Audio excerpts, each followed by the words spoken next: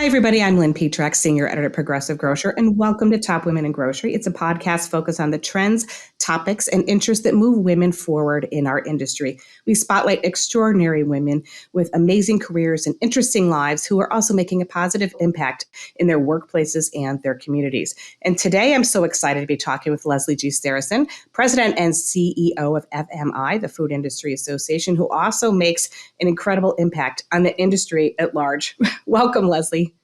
Thank you so much, Lynn. It's great to be with you today. And it's fantastic to have you. We're honored. A little bit more of background on Leslie and FMI. Under her leadership, FMI has emerged as a member-centered organization helping food retailing venues find new and future-facing ways of feeding families and enriching lives. A committed collaborator, Leslie has infused FMI with a vision of cooperative action that amplifies the association's ability to assist its members in addressing critical issues of the day. Prior to joining FMI a decade ago, Leslie spent 19 years at the American Frozen Food Institute, serving as president and CEO for the last 9 of those years. She also held positions at the National Food Brokers Association, Crest International Corporation, and Salomon Brothers. She holds a JD from the University of San Diego and a BA in economics from Smith College.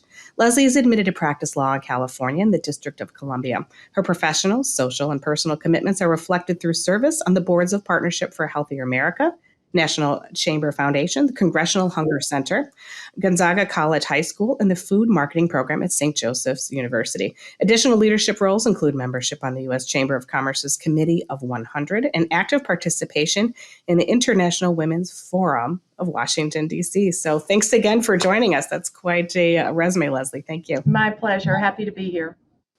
And, leading this organization over the past few years and serving members, we've had a lot on our mind because it's been a disruptive time that's shaped and reshaped the industry. And FMI recently came out with its trends research to kind of demonstrate where stakeholders are in our industry. So, research shows where they're at right now, including shoppers and suppliers and grocers. So what are some highlights or key takeaways from that, Leslie, in terms of what they're looking for? That's a big question. It's probably a big answer. It is a big question. I'll try to narrow it down to something bite size here. Chunk it down, right? We did just yesterday release our newest research, our industry trends for this year. It's the 50th anniversary of our trends research, and so we're excited about that. Mm-hmm. But it's interesting to see how shoppers are changing. And, last year in our research, we found that the notions among shoppers of what value means to them were beginning to change. And so this year we decided we would dig a little deeper and see what we could learn about the notion of value among shoppers. Historically, we were very focused on price and quality issues related to the products we buy. What we know now from our research is that idea of what makes something valuable has expanded considerably. So shoppers are now looking for convenience, and they're looking for relevance to their lives, and looking for availability and things that matter to them from the values that they hold personally. So it's become a much broader definition, I think, than we had previously thought about. We also know that our shoppers are shopping around a lot of different places. What they have said in the past is that they really would prefer to be able to shop in one location and be able to do all their shopping there. But notwithstanding saying that, that's not what they're doing. What they're actually doing is shopping in multiple places and really trying to shop for quality, for the things that matter, for quality to be important. And here I'm talking about things like produce and meat, things that people have really strong opinions about having good quality in those areas. And then for other things, they are doing more shopping in areas where the price is still the leading issue. So we see that for things like produce and meat, most of our shoppers are shopping still in supermarkets. Club and mass are becoming more important for things that are more price-centric to consumers. So it's changing a lot, but it's fun to watch and see not only how they're shopping and what they're looking for, but where they're shopping and how that's evolving. Well, I can tell you, I'm kind of guilty of that, or maybe not guilty. I don't know, but I do. I divide my time, and part of it's the industry. I like to see what's going on everywhere, but that's exactly, and I would say that's a shift. That's definitely a shift from how my mother shopped. It was the Jewel Osco that was 3 blocks from my house, and that was it. Right. If we went somewhere else, that was like, whoa, that rocked our world. So I really do think that comes in. Leslie, is convenience like value? Is the definition of convenience kind of changing? It used to be just shortcuts. So is that evolving as well? I think so because what's convenient to me is not necessarily perhaps convenient to you, and Right. so the differences in how we live our lives is having a dramatic impact, I think, on what we find is convenient. I'm a working mom. I know you're a working mom, Yep. and even though my son is out of the house now, he's grown. I still shop in a lot of the ways that I did when he was a child, just because that's my history. So looking for things that are convenient to me in the way I live my life are really important for getting products into my household. And I think we all view the convenience factor slightly differently. And were there any trends, looking through the vast amount of research you got? Was there anything surprising to you this time around? There were a couple of things that really jumped out at me, and we talked about this a good deal yesterday when we did a media briefing. One of the things is that even though we have been in an inflationary time, what our research shows is that a huge portion of grocery shoppers still say they like or love grocery shopping. And the number of people who say they don't like it or they hate it is declining. And We love so to hear that. I know I do love to Right? hear that, We and love and it. I think it's important because it's a reflection of all of the time and energy that the food retail industry is putting into listening to what their Absolutely. customers want and trying to be responsive to what they're looking for. That their shopping sentiment index has been fairly consistent over the last few years. And having gone through a pandemic, I think the fact that people still want to shop and are happy with how their stores have handled things in recent years is really a significant indicator that we're doing some good things. I also think another thing that was interesting to me is the use of digital.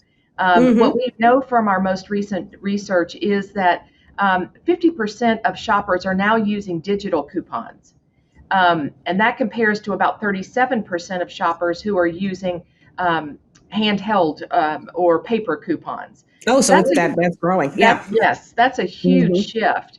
It is. So this use of technology is growing in importance to our customers. The other thing we know is that they're using their phones in the store to compare prices and compare availability and all of those kinds of things. And what our customers are saying in this research is that a retailer's app is even more important to them now than it's ever been before. And I think that's an important thing for retailers to think about.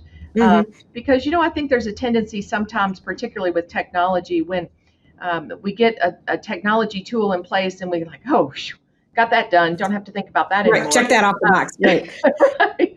Yeah. But the truth is, it's an evolution. And as technology improves, as opportunities improve, as we learn more about how our customers want to use technology, we as retailers have to evolve with that as well. So it's important for us to continue to monitor how technology is being used. And I've been very impressed with how well our customers are using it on a daily basis and how they view themselves as smart shoppers as a result. This notion of being a smart shopper is something that's growing in importance to them. Well, we did our own annual report study, and polled some retailers as well. We found a surprising number of them are doing their own apps, and they have native apps. So I think a lot of them are realizing that there's things that they can control on their end and use native apps in that way. So I think that totally syncs along with what they're thinking and doing increasingly. Well, I hope that will continue because it's I clear think that it so. matters to their customers. And I know that you have some high profile speaking engagements coming up. What excites you about having these kinds of big stages to share what your members are doing, what FMI and an organization are you doing, and how engaged are audiences when you go out and talk about all these wonderful things happening in our industry? Well, it's fun for me. I love going Mm-hmm. out and being among my members and hearing what they're thinking about, what they're talking about. I learned so much from their questions. Mm-hmm. Um, and I recently had the experience just last week of being in Los Angeles at the Milken Institute Global Summit and was on a panel discussion there with several retailers. Mm-hmm. And that was very exciting. I recently was at the Associated Wholesale Grocers um, summit in Kansas City. And Mm-hmm. next week, I'll be headed to Dallas for FMI's Asset Protection and That's Grocery right. Resilience Conference. Mm-hmm. So there's a lot going on. We're really Yeah. front loaded in this industry in the year. So I feel like from about the 1st of January until the end of May, it's all systems go. And then I get to Yeah. breathe a little bit, and then it starts up again in the fall. But I love being out and about and around our members. I love being able to talk about what FMI is engaged in, Mm-hmm. how we are trying to help our member companies and the industry more broadly respond to and incorporate some of the findings from our research, for example, into how they're functioning. It's nice to be able to do a spotlight on the food industry at an event like the Milken Institute event Mm-hmm. last Mm-hmm. week, where all kinds of businesses and industries are represented. I think it's been an interesting development since the pandemic because I think the food industry has been put in a spotlight that perhaps it had not been in for For sure. a long time or maybe ever. But Maybe I taken think for granted. Right. exactly, and I think Mm-hmm. now our general population has a much better sense of what's involved in getting food products to their grocery shelves. You think about the notion of the food supply chain prior to the pandemic. I can promise you 9.5 out of 10 people never gave 1 minute's thought to the food supply chain, probably never heard Right. of it. Mm-hmm. But now it's very Just happened by magic. Right. common knowledge. Mm-hmm. And if you really think about it, it's kind of a miracle that it all happens. And so being able to talk about that and express my pride in being involved in an industry that does so much for society is something I value. And I bet you get people, whether they're industry or maybe not, maybe in everyday conversation with other people get excited when they hear you're in the food industry and they have opinions to share. Yes, they So, do. Yes, they do. And it's fun because, sometimes there are opinions that really surprise me. mhm. And so I always enjoy hearing what other people are thinking because, when you're in it, when you're in the middle of it and you're living it every day, sometimes you get sort of a narrow vision of what's going on in the industry. But when you hear from people who are outside looking in, it's always enlightening. And it's kind of been a steady drumbeat between the supply chain, between the job market, between inflation. These are things I hear when I'm eavesdropping on people in coffee shops. Not that I'm always doing that, but I do. But people talk about it a lot, everyday people. So They it's been an absolutely interesting do. decade. Yeah, Mm-hmm. I think so too. And I think it's been something I think about my son and your children, for them to Mm-hmm. have lived through this pandemic and observed as young people what has happened, how the industry has responded. Mm-hmm. My hope is, we have an issue in this industry of not having um, perhaps as robust a reputation as we might like among young people. And so we're always looking for talented folks to come to work in our industry. My hope is that what we've been through will be an incentive for people to do that. Particularly, we know that this younger generation is interested in being involved in a business that is giving back to society. And it Mm-hmm. would be hard to imagine something that's more important for society than feeding the world.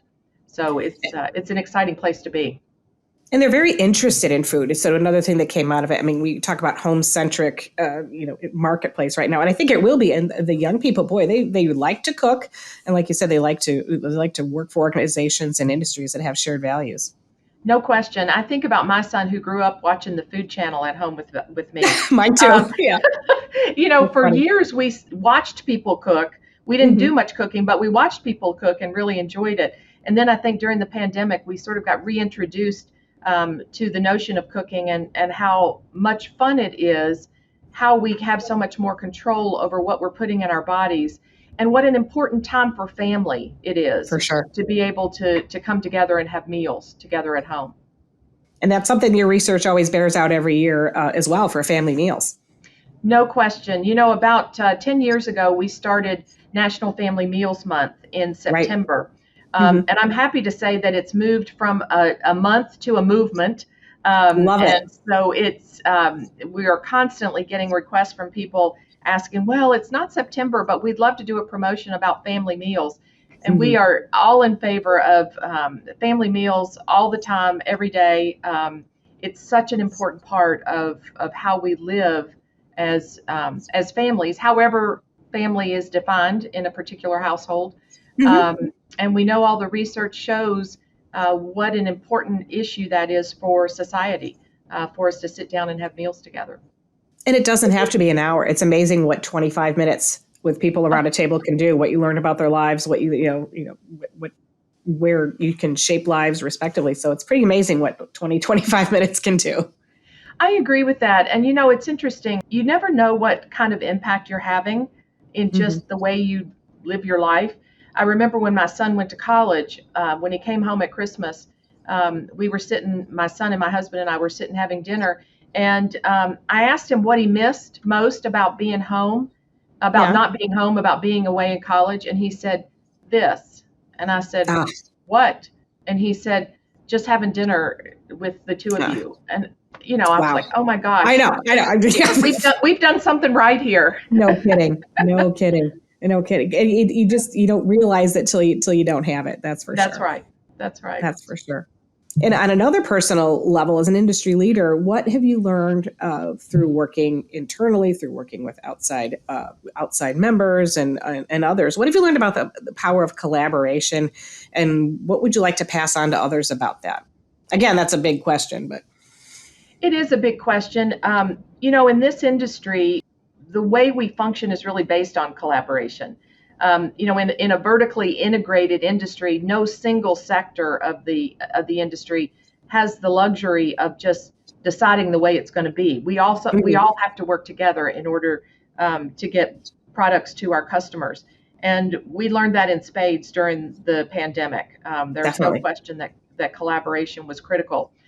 So the fact that are an industry that was based on collaboration before the pandemic, I think really facilitated our being able to respond quickly to the flexible needs we had on a daily basis.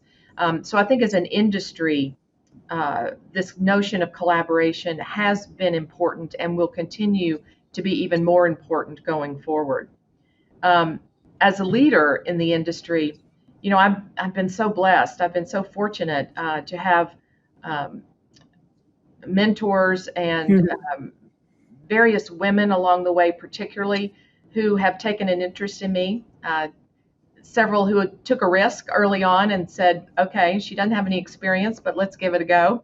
Yeah, And so my message, I think, to all of your listeners and your viewers would be, don't ever underestimate the power of collaboration or yeah. the impact you can have on somebody's life. Hmm. Um, Particularly a young person trying to get into the business world, in our case, get into the food industry. I am amazed at the people who took a risk with me, and how important that has been in my ability to progress through my career. I try really hard to pay it forward. And I think it's important for all of us to do that because, you know, none of us makes it on our own, ever. Yeah. Um, we have to work together to accomplish things. And learning how to do that early on and being willing to ask for help and to accept it when it's offered, I think is really important. And a lot of young people sometimes think, oh, I need to do this on my own. I don't want to take help from anybody. I think that's the wrong attitude. We're all here to help each other. And it's amazing how many people, when you talk to them, remember their mentors. Oh, I was at the meat conference, right, in the spring, and there was the woman who hired me for my first food industry job, and we went and had coffee, and then later we went and had dinner, and I must have thanked her like 4 times. I said, if it wasn't for you, if you didn't take a risk on me and hire me with no food industry experience, I wouldn't be here today in this industry, in this job that I absolutely love. And so, but it was a moment for me to be like, oh, pay that forward, because yes, I still yes. remember her. Well, and I have that experience as well, both when I first got out of law school and went to work for an international seafood importing company in Southern California. And then when I moved back to DC, you Mm-hmm. know, so many people just took a chance that I could do what I said I could do. And, Mm-hmm. Mm-hmm. then of course you have to prove it. You have to be willing Yeah, to work hard. But I do think it's important for all of us to remember not only the folks that helped us, but how important that was in launching us. exactly. Exactly.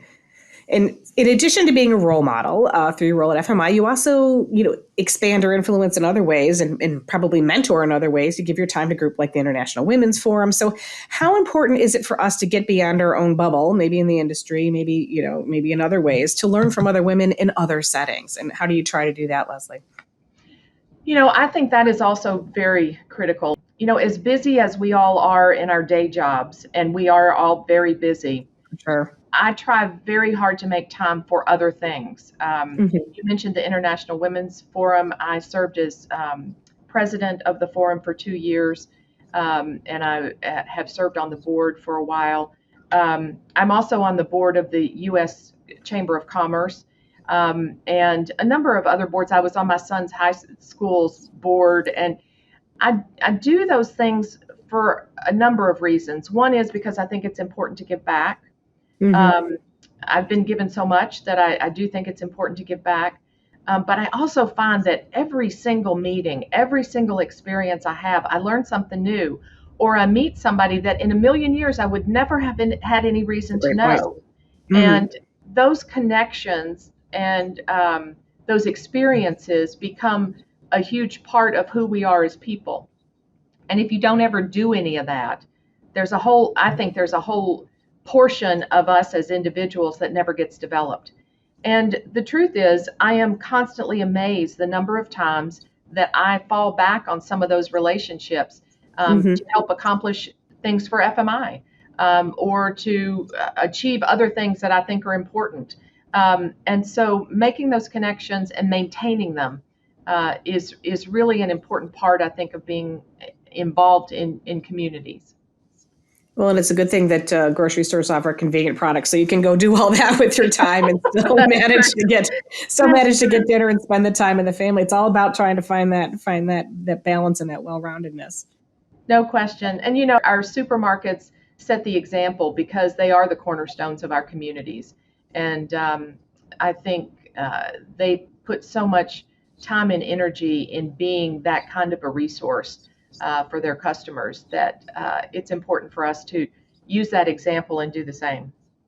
Exactly. And maybe by doing all these things, we foster people that'll be willing to work in our industry for decades, like some have been. I'm always amazed at people and the CEOs that start as a store clerk when they're Oh, 16.